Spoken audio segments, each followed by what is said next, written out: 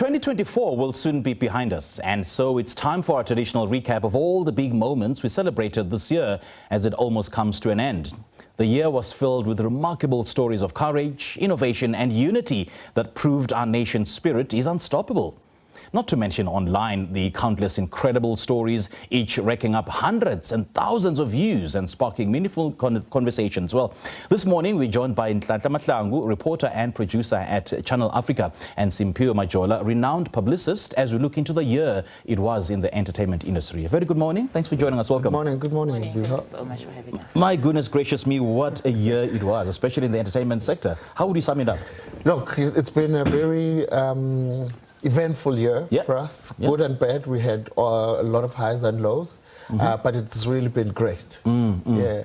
And speaking of highs, I mean, we saw American artist Chris Brown flying high at the FNB Stadium. That was huge. I mean, it spoke to South Africa's ability to host world-class events. I mean, it takes a very, a rare artist to fill up the entire FNB Stadium. How would you sum up the entertainment industry in South Africa?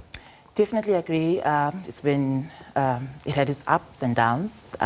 Good with Chris Brown shutting it down, filling up FNB Stadium, having the young and the old there, featuring local acts and African, because Davido was there as well. So that was amazing, just giving that platform to Amapiano artists to shine on that stage, at that stadium that was filled to capacity.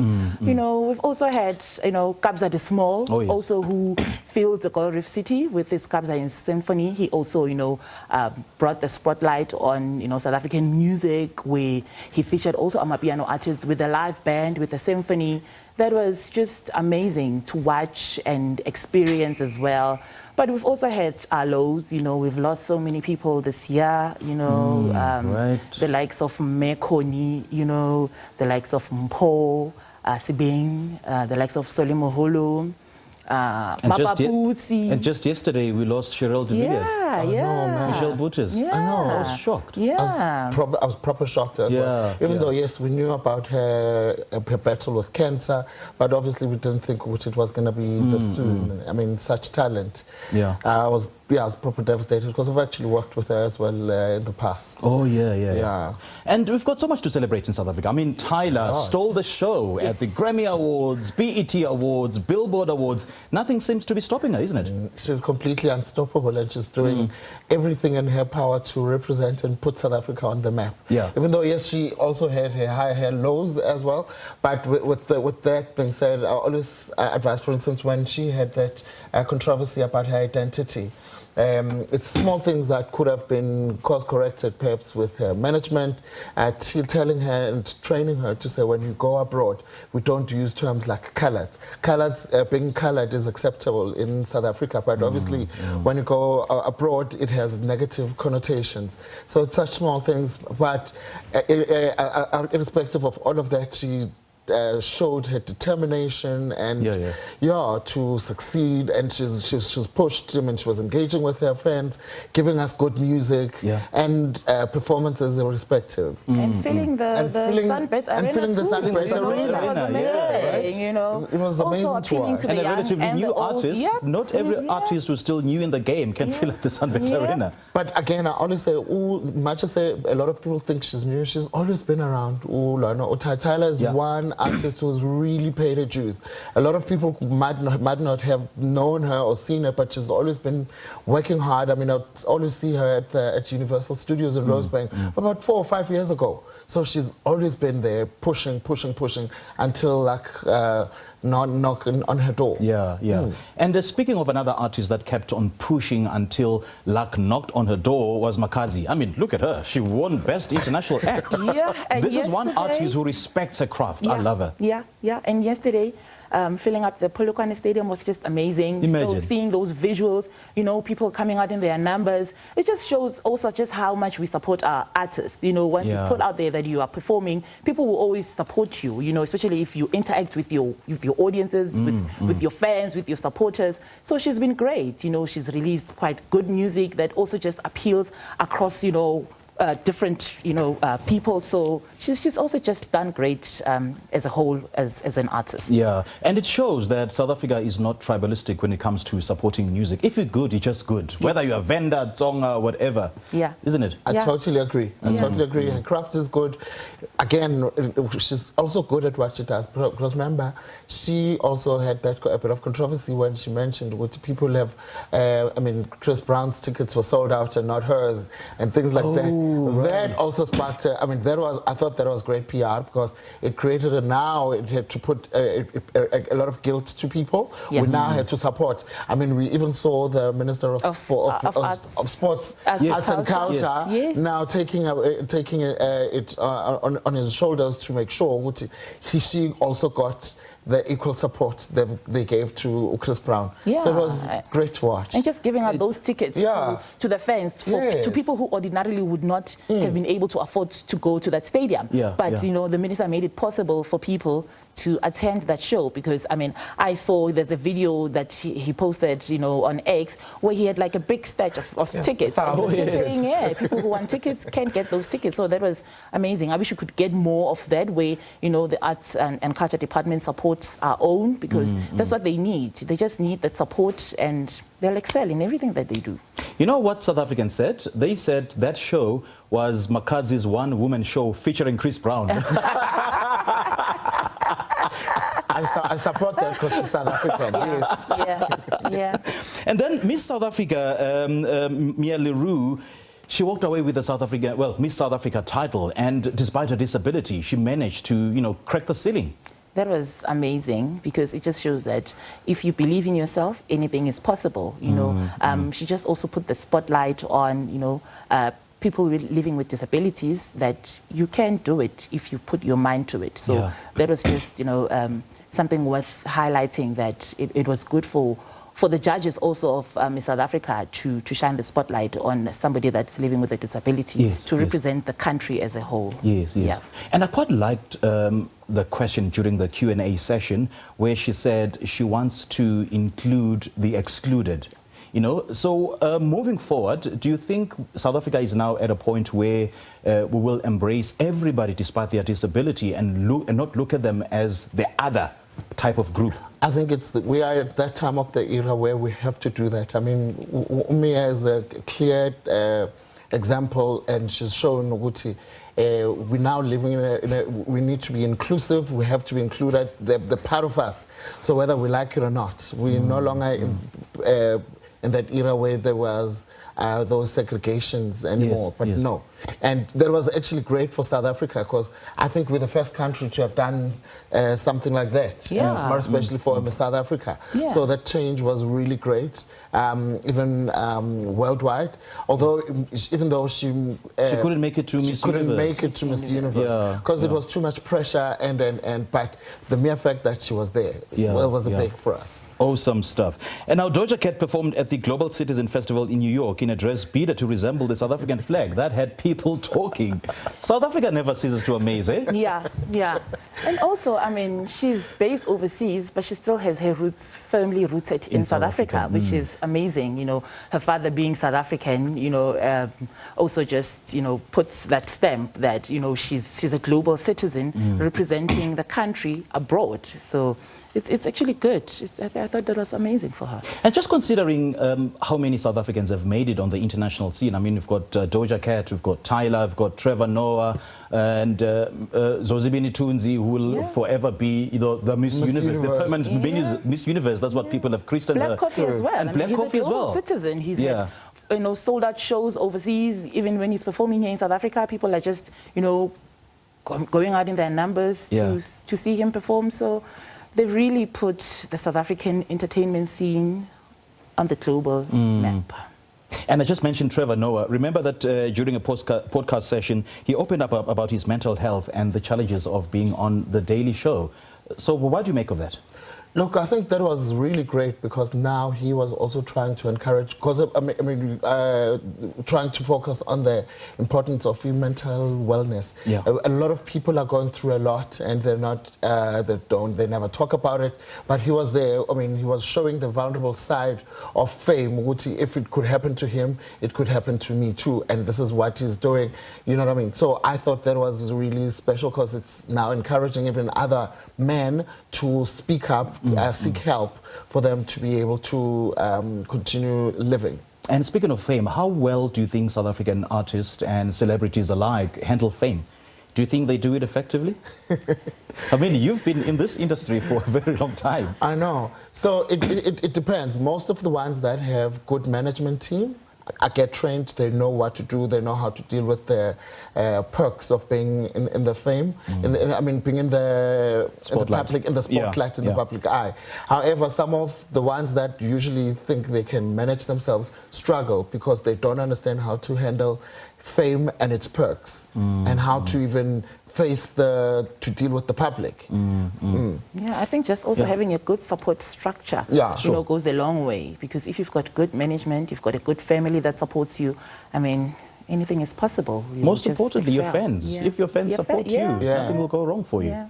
And then DJ Zinhle recently celebrated 20 years in the music industry. What makes you think that she has survived for so long? Yeah, because she's been in the industry so long. She knows the lows, she knows the bad side of the industry. She also knows how to handle the industry, because the industry can be brutal. Yeah. Social media can be brutal. Yes. You know, we've seen her post videos and she's get like a backlash, you know, from fans alike, from people who just feel that they have to comment because she's a well-known celebrity. And so she takes it with so much grace, eh? Yes. Yeah. I've never actually seen DJ Zinhle clapping back at her trolls. No, she understands the saying that says, never take a shade from a tree that has no shade. Ah, I'm actually stealing that line. Oh my goodness, Thandiswa performed at the Tiny Desk, being the first South African to do so. How great can that be? That was just amazing. You know, Thandiswa, as a performer, she's just great. You know, her shows are... There's something about her shows. She connects so much with the audience. So having to see her, you know, performing at a place like the Tiny Desk really also just put the spotlight on her. It just showed how much she's also such a global citizen. You know, she represented South Africa, you know, for the whole world to see. So that was just a highlight also for the South African entertainment industry, having somebody like Thandiswa. And again, for her being in the industry for this long, for so long, she has to show that growth. And for the youngsters that look up to her, that come behind, I mean, after her, she has to lead the way. She has to, I mean, I feel good she's at the right spot at the right time. So everything that she's doing, she has to be doing that. She needs to be there. And she's doing it well with grace. And I suppose she's one artist that lets out her true being, her real essence out onto the world, and especially with her audience. I mean, I attended one of her shows where she literally lit Impepo on stage. And she did Meru Phahla, and before she actually sung or rendered her performance. So it really means that she's one who, you know, shares her essence with the rest of the world and embraces her spirituality. Yeah, she's truly authentic. Yeah, that she's deeply authenticity, you know, is what in her makes tradition. Musaki also does that. I mean, I attended, you know, a rehearsal just a few weeks ago ahead of her symphony at the Sunbed Arena. And that was just amazing to watch how she just also connects, you know, with her tradition, and you know, she's just like Thandiswa, where you know they don't forget where they come from, who they are, and who they represent, you know, as a whole. True. Yeah. And then, and I also saw Kelly Khumalo also did the same thing at Empress Palace. So oh really? Yes. I missed that. Yeah. So I think it's a new trend now that all these artists now are beginning to take the ownership of their true no, not religion. Yes, the true essence. Yeah, yeah. Yes, and their Africanism. And then Uladuma Ngokolo of Maxhosa fame opened his first shop in New York City. What does it tell us about the luxury industry, fashion industry in South Africa? So that on its own is now, he was showcasing about how and introducing the world to African luxury. We now even have people getting inspiration from him. I mean, already what is done is to make sure that South African fashion and the South African fashion will always live on and will also be in the history books in the world, because now internationals are coming to us for inspiration. So he became that beacon of hope for us. So, I mean, I really liked what he did. I was very proud of him. It's just been amazing. And also having the wife of former U.S. President Barack Obama, donning some of Laduma's way. It just also just, shone the spotlight on him that, he's dressing global citizens, people who are big out there, who, he's putting the South African fashion industry also on the spotlight. So South Africa just continues to excel. I mean, with me working for a station also for like Channel Africa, you get to travel a lot across the continent. Oh, yes. And everywhere you go, the minute you mention that you're from South Africa, people are excited. They want to know more about the South African entertainment scene. Our music is big. So it's just been an amazing year generally. And we keep growing. And South Africa is just amazing, and it is the spotlight when it comes to the continent. Everybody's interested to know what is happening in South Africa. We are very much influential. And it's so good to see that the world now has moved beyond, when you tell them that you are from South Africa, they've moved beyond from asking about Nelson Mandela, about whether we keep giraffes and elephants in our backyards. Because now it's all about who makes South Africa, who is the face of South Africa, especially on the international scene. Yeah. Correct. It's because now we know how to write, and we've marked our South African signature on their global stage, which is very important. Absolutely. And the country celebrated 30 years of democracy. Where do you think we are as a South Africa in terms of, all the other issues that we've been grappling with socially, politically, and even economically? We are far. We've made some strides. Especially looking at the fact that it's been 30 years since we attained our democracy.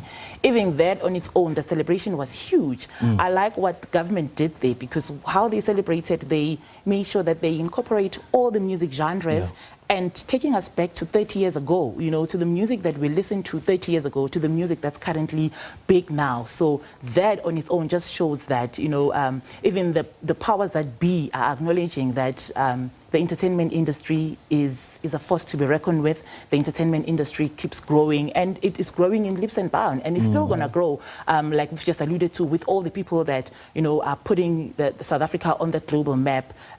It's still happening even now, So 30 years back, looking back, we're still going to grow even 30 more years. In fact, more than that, So it's just been an amazing. Yeah.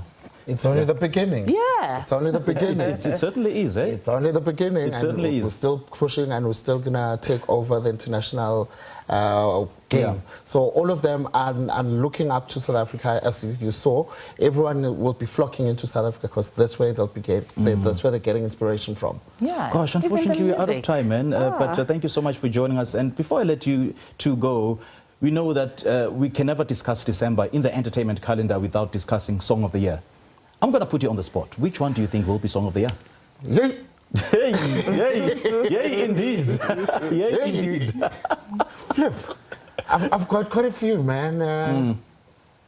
Without even offending some of my friends, obviously, in the entertainment.